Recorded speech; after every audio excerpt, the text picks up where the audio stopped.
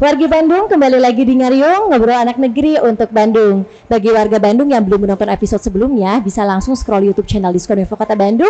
Dan jangan lupa di like, komen, subscribe, dan di share sebanyak-banyaknya. Seperti biasa di Ngariung selalu menghadirkan narasumber yang akan berbagi informasi seputar Kota Bandung.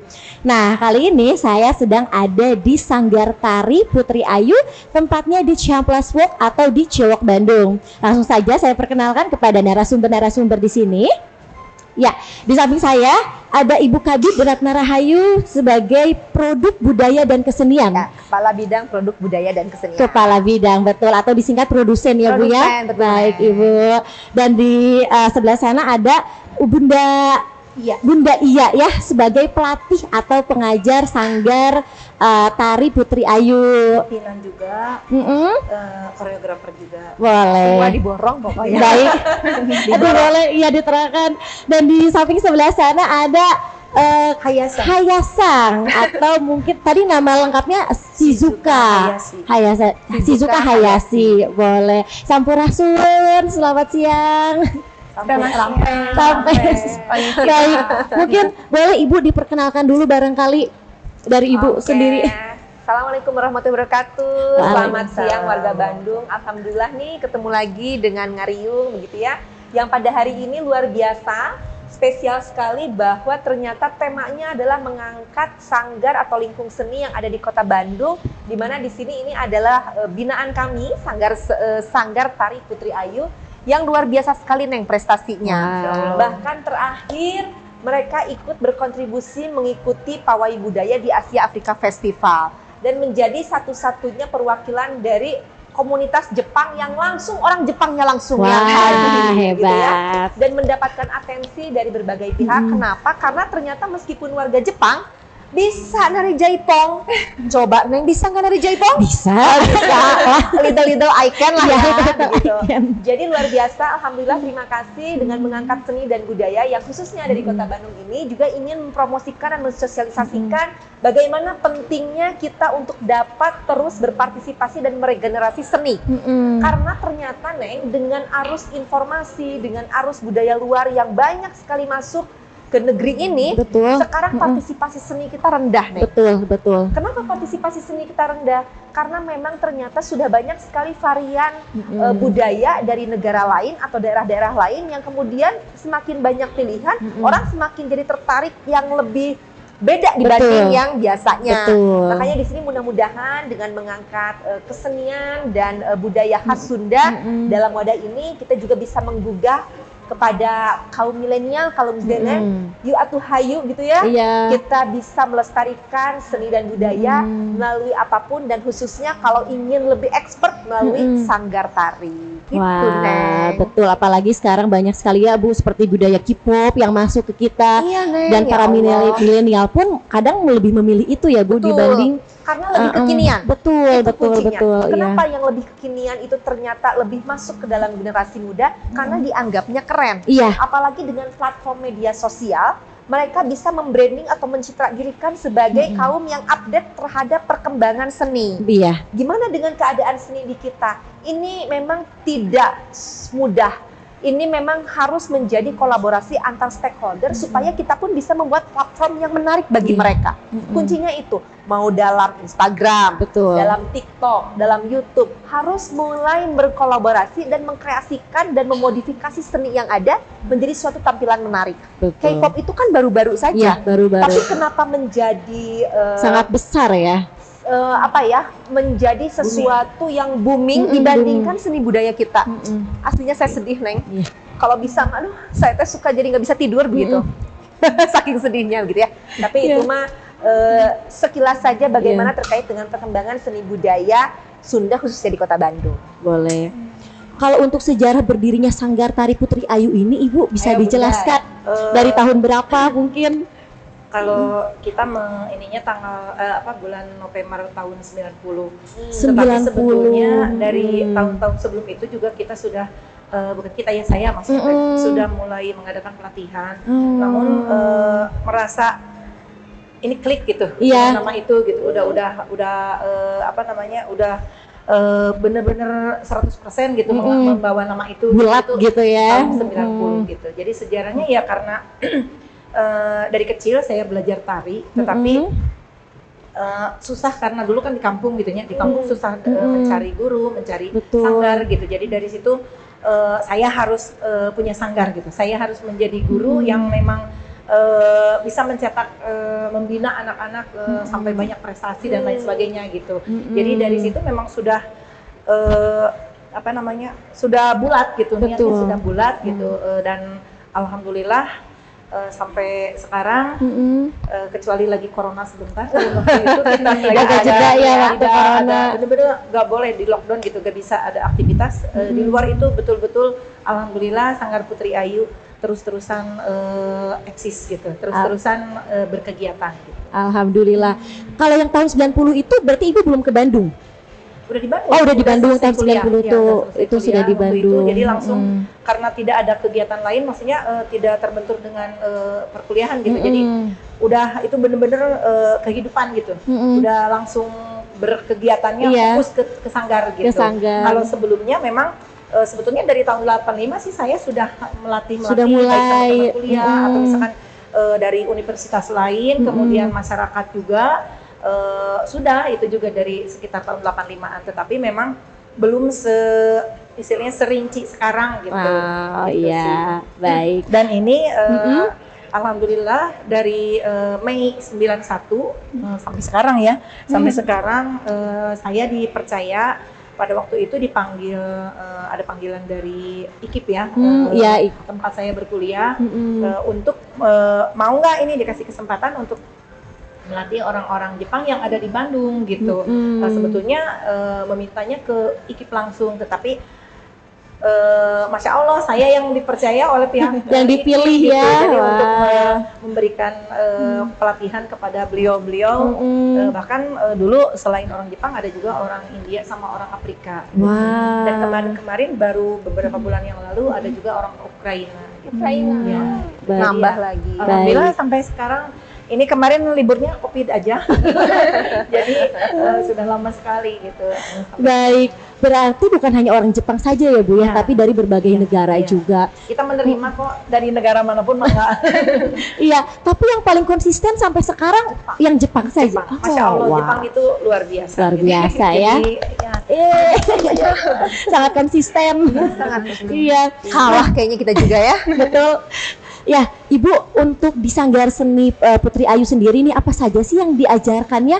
Apakah hanya jaipong saja atau ada yang lainnya juga? Kita yang Jawa Barat tentu saja menjadi dominasi ya. Maksudnya ada jaipongan, ada klasik Sunda juga, kemudian tapi di luar Jawa Barat kita juga mengajarkan tarian-tarian Nusantara gitu. Misalkan Balinya juga, samannya juga, kemudian tari-tari dari Sumatera dan lain sebagainya yang Padang misalkan yang itu juga kita ajarkan.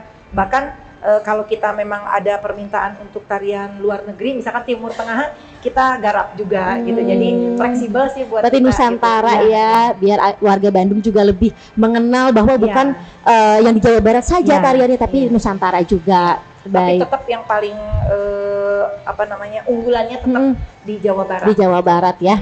Baik. Nah, ini kan kita lokasinya di dalam mall nih. Kenapa latihannya sanggarnya ada di dalam mall dan apakah ada kerjasama dari manajemen mallnya sendiri?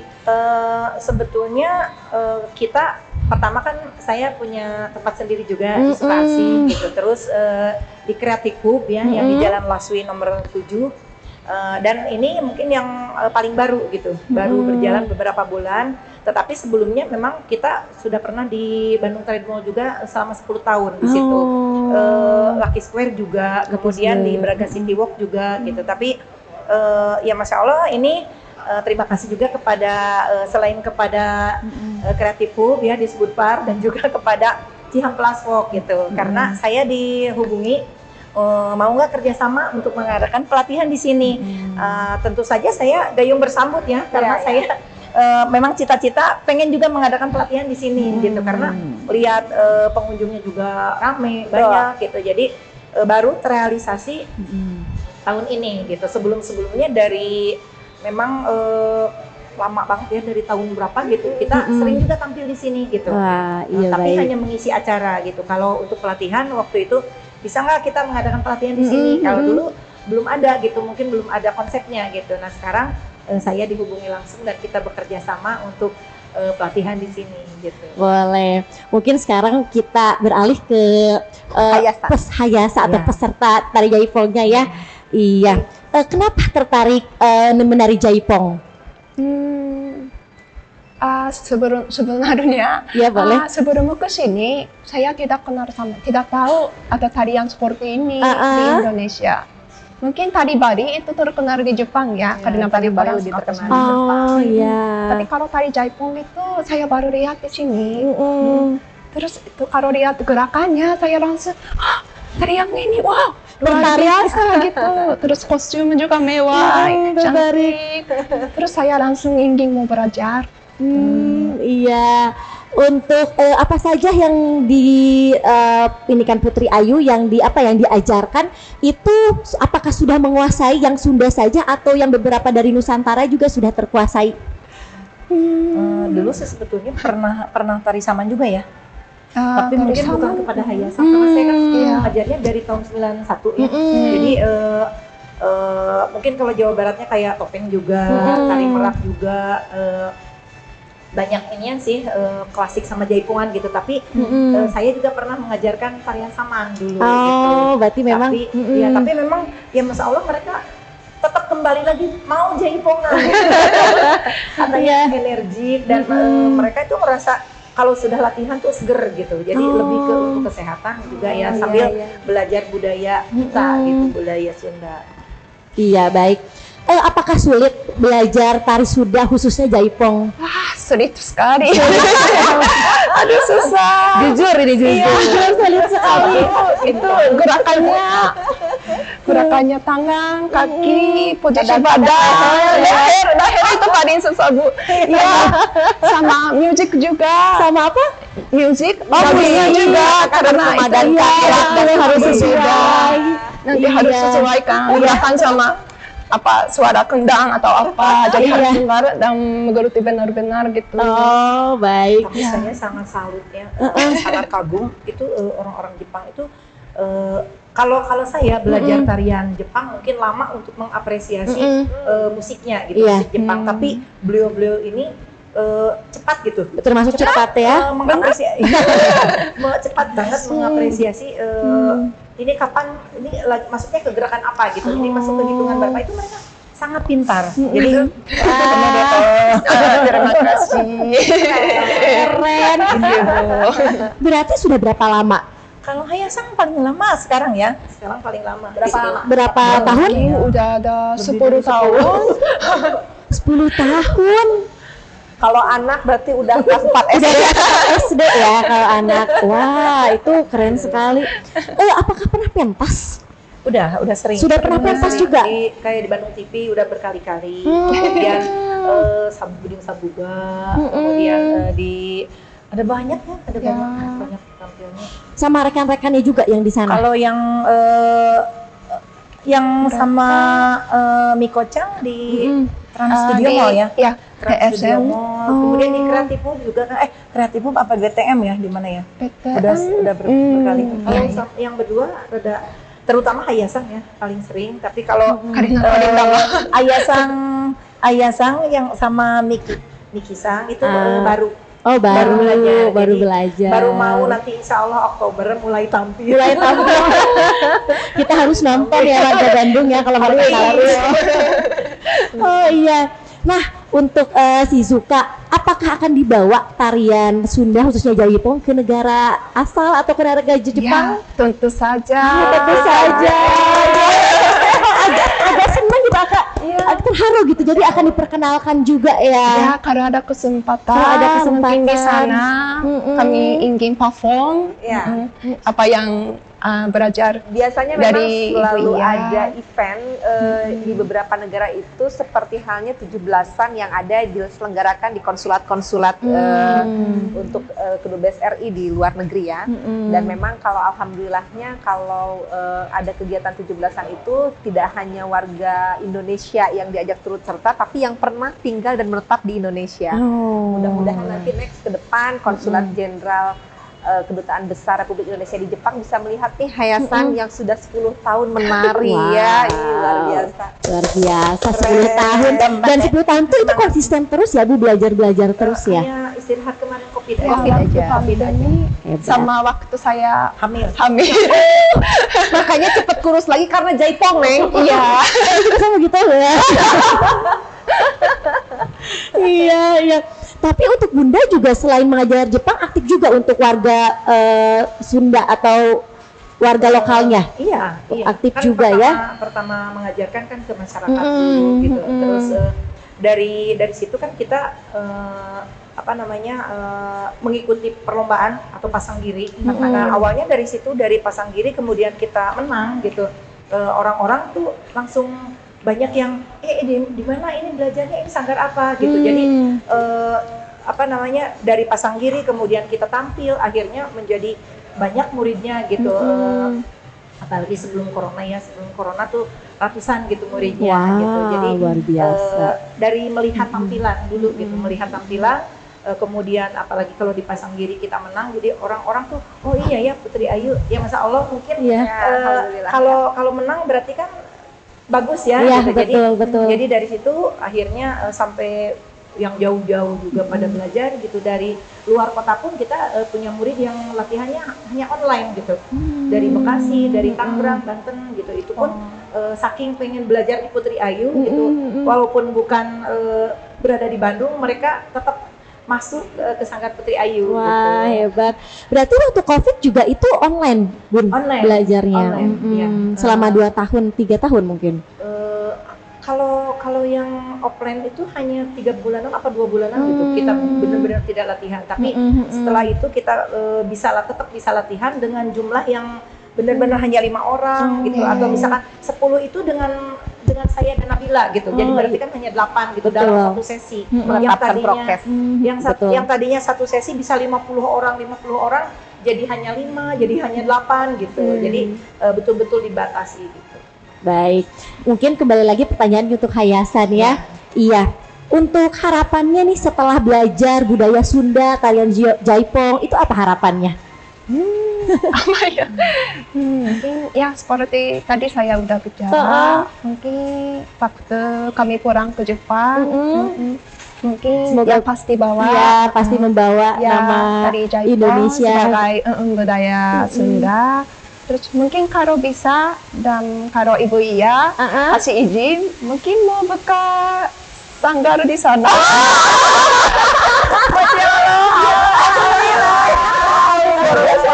Allah. Di sana. Saya pernah ada murid, kan sekarang murid-murid Putri Ayu yang Jepang yang sudah pulang tuh banyak sekali, udah ratusan ya. Betul. Nah, sampai di sana ada yang mencari-cari gitu karena tidak mau bersih belajar nari jaipongan gitu, mencari-cari di Jepang tetapi tidak ada guru jaipongan, belum ada. Katanya ada tapi tidak cocok gitu. Iya, pasti. Tidak sebaik saya katanya, Masya Allah. Sudah klik ya. Jadi sampai sudah pulang pun masih minta dikirim stagen, selendang dan lain sebagainya, atributnya ya, atribut untuk menari. Nah dengan seperti itu ya saya tentu saja, Masya Allah, mudah-mudahan sing ada jalannya gitu supaya bisa buka pelatihan di sana. Amin, gitu. amin. Semoga agar lebih memperkenalkan ya Bu ya. Betul. Budaya Indonesia khususnya. Jadi keinginannya memang pada akhirnya dari Disbudpar sendiri terus mendorong supaya sanggar seni yang ada di Kota Bandung itu intinya go internasional ya. Kenapa? Karena bagaimanapun juga budaya ini kan menjadi suatu perekat jalinan silaturahmi antar negara juga sebetulnya. Kalau nggak ada jaipong nggak akan mungkin kenal sama orang Jepang. Misalnya begitu. Jadi mudah-mudahan jangan hanya beberapa budaya. Kalau orang tuh udah kenal branding di Kota Bandung itu Saung Angklung Ujo, itu sudah sangat mendunia, betul ya. Nah, itu kan memang baru dari sisi satu jenis seni, namanya seni karawitan, karena angklung itu alat musik. Betul. Seni tariknya nih yang harus kita dorong juga, karena seni tarik yang dikenal itu sekarang itu baru Jugala, ya kan, pimpinan Gugum Gumbira. Kebetulan anaknya Bu Iya, Nabila itu adalah tim inti Jugala. Nah, pelatih juga di Jugala. Jadi memang fondasinya sudah punya nih, basically-nya kemampuan sudah punya. Hanya tinggal bagaimana melebarkan sayap sehingga next ke depan kalau orang tahu Bandung itu, mereka tahu Sanggar Angklung, Saung Angklung Ujo, mereka tahu Jugala, dan mudah-mudahan juga tahu Putri Ayu. Insyaallah, amin. Semoga semakin dikenal juga ya Sanggar Putri Ayu ini. Baik, Ibu, mangga silahkan ajakan Ibu untuk masyarakat Kota Bandung. Baik, wargi Kota Bandung, anu garelis, anu karasep, yuk atuh urang memulai budaya Sunda. Pamisanesku urang, usaha deui gitu ya. Terutama untuk seni-seni yang memang ada dua seni yang paling populer di Kota Bandung saat ini. Yang pertama adalah seni bela diri atau pencak silat. Yang kedua adalah seni tari. Makanya jangan sampai kita tidak berkesenian karena seni merupakan ekspresi jiwa dasar manusia, begitu ya. Sehingga seni ini akan membentuk karakter, seni akan membentuk habit. Karena kalau orang yang berkesenian itu pasti orangnya keren. Ya, Haya Bu Iya dan Haya Sa. Yuk. Baik. Ya, warga Bandung, cukup sekian nih Ibu, hatur nuhun ya sudah mau mengobrol dan memperkenalkan juga Sanggar Putri Ayu kepada warga Bandung. Cukup sekian episode kali ini. Mari kita bersama-sama untuk melestarikan budaya kita, khususnya budaya Indonesia dan di Jawa Barat ini ya Ibu ya. Hatur nuhun. Wassalamualaikum warahmatullahi wabarakatuh. Waalaikumsalam warahmatullahi wabarakatuh.